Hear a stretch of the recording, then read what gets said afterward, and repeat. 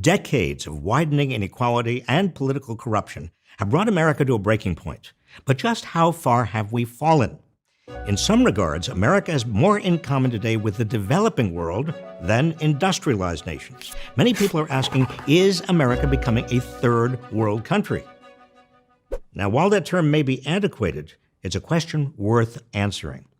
When economist Peter Temin of MIT applied a model to measure how various societies are doing, the results were staggering. Temin found that America resembles a developing country in 6 ways. Number 1, political power is concentrated in the hands of the wealthy and corporations. They use their influence to set the rules of the economy for their own gain, giving ordinary citizens almost no say. America resembles a banana republic. Number 2, another way the United States resembles a developing country is the wealthy and corporations keep wages low by gutting protections for workers, busting up unions, and blocking increases in the minimum wage. The typical American worker now earns around $22.65 per hour, not much more than what the typical worker earned 50 years ago, adjusted for inflation.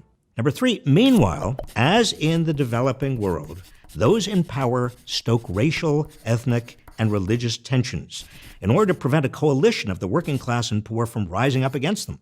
Consider Donald Trump's attempts to scapegoat immigrants and play into the hands of white nationalists. They're bringing drugs, they're bringing crime, they're rapists. They're taking your jobs, and you better be careful. Everything's coming across the border. It's like vomit.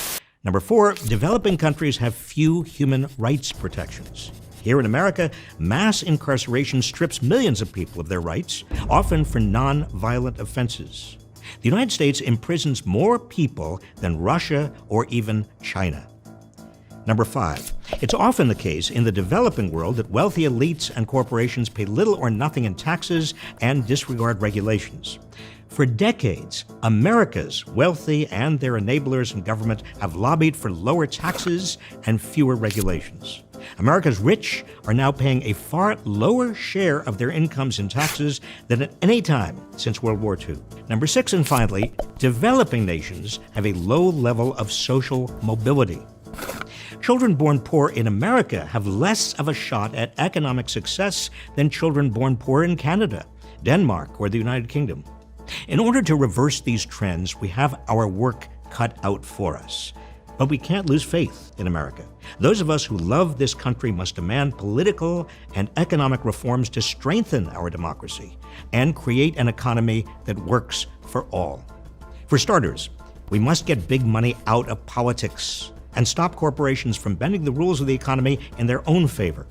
We've got to also make the wealthy pay their fair share of taxes in order to ensure the gains of the economy are shared more widely and ordinary Americans can get ahead. We can and must make America work for all.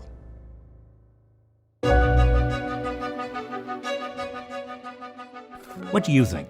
How can we save our democracy and economy? Let us know in the comments. If you found this video informative, please also watch our video on the real American story. As always, thank you for watching, and please subscribe to this channel for more videos like this one.